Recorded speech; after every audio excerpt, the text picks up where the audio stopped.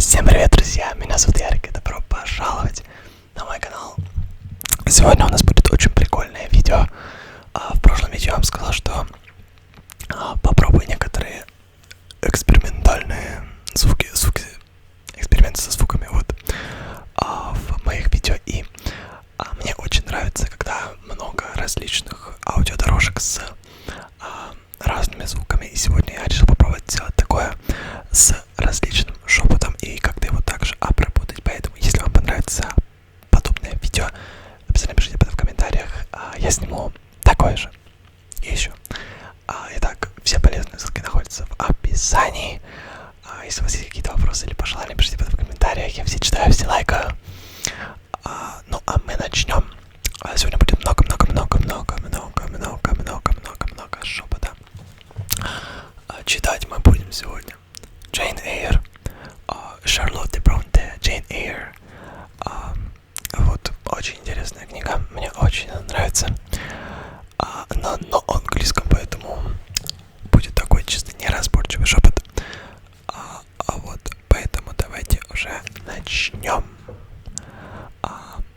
But I, in the rest, continued well, enjoyed the full beauty of the scene and sea. The let us ramble in the mood like gipsies, from morning till night, and we like Winbrook, liked or lived better to Mr. Blockbuster, and his family never came near law with now. The household matters were now scrutinized into the gross housekeeper was gone, driven away by the fear of infection. Her successor had been Marathon, but Lord one dispensary.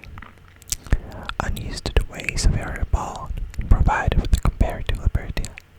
Besides, there were fewer to beat, the sick could eat little, our breakfast basins were better built, where there was no time to prepare like her dinner, which often happened, or she would give us a large piece of cold pie, or a thick slice of bread and cheese, and this we carried away with us and wood, where we each chose the spot we liked the best, and dined simultaneously. My buried seat was smooth, a broad stone rising wide and dry from the very middle of the back, and only to be got by the wading through the water I thought accomplished barefoot. The stone was just broad enough to accommodate comfortably another girl at me. At the time my chosen comrade, Mary Ann Wilson, the shrewd, observant personage, which society I took pleasure in, partly because she was witty and original, and partly because she had a manner which set me at my ease. 7 years older than I, she knew more of the world. I could tell my things I liked to hear. With my curiosity found gratification to my faults. Also, she gave ample indulgence, never imposing curb or rein or anything I said. She had to turn for narrative, for analysis. She liked to inform, I to question. So we got on swimmingly together, deriving much entertainment, if not much improvement from our mutual intercourse. And where meantime was Helen Burns? Why didn't I spend these sweet days of liberty with her? Had I forgotten her, or was I so worthless to have grown tired of her pure society? Surely, the Mary Ann Wilson I had mentioned was inferior to my first acquaintance. She could only tell me amusing stories and reciprocate and racy. I'm sorry. Okay. We'll continue. True reader, and I knew and felt this, and though I'm defective being, with many faults and pure meaning points, yet I never tired of Helen Burns, nor even ceased to cherish her, for her a sentiment of attachment as strong, tender, and respectful as any that ever animated my heart. How could it be otherwise when Helen, at all times and all other circumstances, envied for me a quiet, peaceful friendship, which ill-humored, never sourced, nor irritation never troubled. But Helen was ill present. For some weeks she had been removed from my sight to I knew not what room upstairs. She was not, I was told, in the hospital portion of the house, fewer patients, for her complaint was consumption, not typhus, and by consumption I, in my ignorance, understood something mild, which time and care would be sure to elevate. I was confirmed in this idea by the fact of her once or twice coming downstairs on very warm sunny afternoons and being taken by Miss Temple into the garden. But on these occasions I was not allowed to go on and speak to her. I only saw her from the schoolroom window, and then not distinctly, for she was much wrapped up and sat at a distance under her veranda. One evening in the beginning of June, I had stayed out late with Mary Ann in the wood. We had, as usual, separated ourselves from the others, and had wandered far, so far that we lost our way, and had to ask it at the lonely cottage, where a man and a woman lived, who looked after a herd of half-wild swine that fed on the mast in the wood. When we got back, it was after moonrise. A pony, which we knew to be the surgeon's, was standing at the garden door. Mary Ann remarked that she supposed someone must be very ill, as Mr. Bates had been sent for at the time of the evening.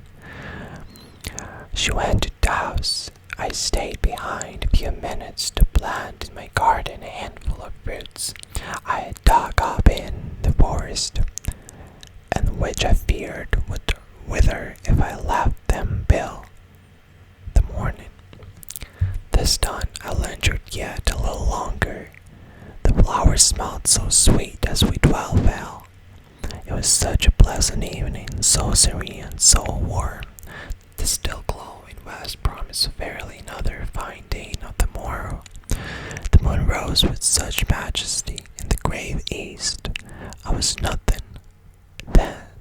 I was noting these things and enjoying them as a child might, when it entered my mind as it had never done before. How sad to be lying now on a sick bed and to be in danger of dying.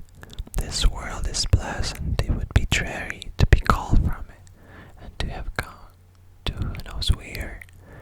And then my mind made its first earnest effort to comprehend what had been infused into it concerning heaven and hell, and for the first time it recoiled baffled, and for the first time glancing behind on each side and before it, saw all around it that warm gulf. It felt at one point where it stood the present, all the rest was formless cloud and fog and depth. It shuddered at the thought of tottering and plunging amid the house. While pondering this new idea, I heard the front door open. Mr. Bates came out, and with him was the nurse. After she had seen him mount his horse and depart, she was about to close the door, but I ran up her. "How's Helen Burns?" "Very poorly," was the answer. "It is her Mr. Bates has been seen." "Yes." "What does he say about her?" "She says she'll be not here long." This phrase, uttered my hearing yesterday, would have only conveyed the notion that she was about to be removed from Northumberland to your own home. I should not have suspected that it meant she was dying, but I knew instantly now.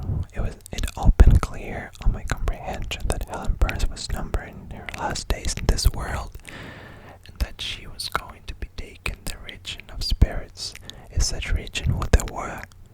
I experienced a shock of horror, then a strong thrill of grief, then a desire, a necessity to see her, and I asked in what room she lay. "She's in Miss Temple's room," said nurse. "May I go upstairs to speak to her?" "Oh no, child, it's not likely. And now it's time for you to come in. You'll catch the fever if you stop out when the dew's fallen." The nurse closed the door. I went in by my side entrance,